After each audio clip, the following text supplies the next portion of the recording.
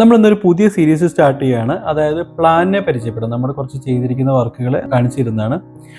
ഇപ്പോൾ നമ്മൾ കാണിക്കാൻ പോകുന്നത് പ്ലോട്ട് വരുന്നത് ഏകദേശം നീളത്തിലാണ് ഇതിൻ്റെ പ്ലോട്ട് വരുന്നത്.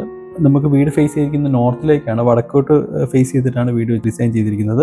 സിംഗിൾ ഫ്ലോർ ഉള്ളൂ, 1750 സ്ക്വയർ ഫീറ്റ് അതിൻ്റെ ഫ്ലോർ ഏരിയ വരുന്നത്. 3 ബെഡ്റൂമാണ് വരുന്നത്. 3 ബെഡ്റൂമും അത്യാവശ്യം സ്റ്റാൻഡേർഡ് നല്ല സൈസുള്ള ബെഡ്റൂമാണ്. റെക്ടാങ്കിൾ ഷേപ്പിലാണ് കൂടുതൽ ബെഡ്റൂമുകൾ ചെയ്തിരിക്കുന്നത്. അതിനകത്ത് തന്നെ എല്ലാ ബെഡ്റൂമിലും ക്രോസ് വെന്റിലേഷൻ കൊടുത്തിട്ടുണ്ട്. അതേപോലെ ഡ്രസ്സിംഗ് ഏരിയ 2 ബെഡ്റൂമിലും ഡ്രസ്സിംഗ് ഏരിയ നമുക്ക് പ്രൊവൈഡ് ചെയ്യാൻ കഴിഞ്ഞു. പിന്നെ ഓപ്പൺ കോൺസെപ്റ്റിലേക്കല്ല ചെയ്തിരിക്കുന്നെങ്കിലും ലിവിങ് ഡൈനിങ് ഒറ്റ ഫ്രെയിമിൽ കൊണ്ടുവന്നിട്ടുണ്ട്, ഒറ്റ സ്ട്രെച്ചിൽ കൊണ്ടുവന്നിട്ടുണ്ട്. ഈ ഡൈനിങ്ങിൻ്റെ ലിവിങ്ങിൻ്റെ ഇടയ്ക്ക് ഒരു പാസേജ് നിന്നാണ് നമ്മൾ നേരെ കോർട്ട്യാർഡിലേക്ക് ഇറങ്ങുന്നത്. ഈ വീടിൻ്റെ ഒരു അഡ്വാൻറ്റേജ് എന്ന് പറയുന്നത് ഈ കോർട്ട്യാർഡാണ്. ഏകദേശം 500 സ്ക്വയർ ഫീറ്റ് നമുക്ക് കോർട്ട്യാർഡ് സ്പേസ് കിട്ടുന്നുണ്ട്.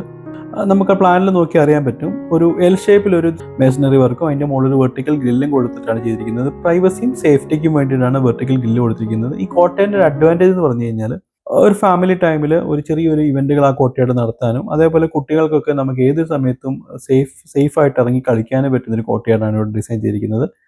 എലിവേഷൻ്റെ ഒരു കോൺസെപ്റ്റ് എന്ന് പറഞ്ഞു കഴിഞ്ഞാൽ നമുക്ക് ഫ്ലാറ്റ് റൂഫ് ചെയ്തിട്ട് ഡ്രസ് വർക്ക് ചെയ്തിരിക്കുകയാണ്. ഒരു ട്രഡീഷണൽ ഒരു മോഡേൺ മിക്സ് ആക്കിയിട്ടാണ് നമുക്ക് എലിവേഷൻ ചെയ്തിരിക്കുന്നത്. അപ്പോൾ കൂടുതലും നമുക്ക് ഇതിനകത്ത് കൺവീനിയൻറ്റ് മാത്രമാണ് ഈ പ്ലാനിൽ നോക്കിയിരിക്കുന്നത്. ടോട്ടൽ കോസ്റ്റ് എന്ന് പറയുന്നത് 40 ലക്ഷമാണ് വീടിന് തന്നെ വരുന്നത്. ഇതിൻ്റെ ഇന്റീരിയർ അടക്കം ഒരു 45 to 50 ലാക്ക് വരെ മൊത്തത്തിലാണ് ഇതിൻ്റെ ഒരു ബഡ്ജറ്റ് വന്നിരിക്കുന്നത്.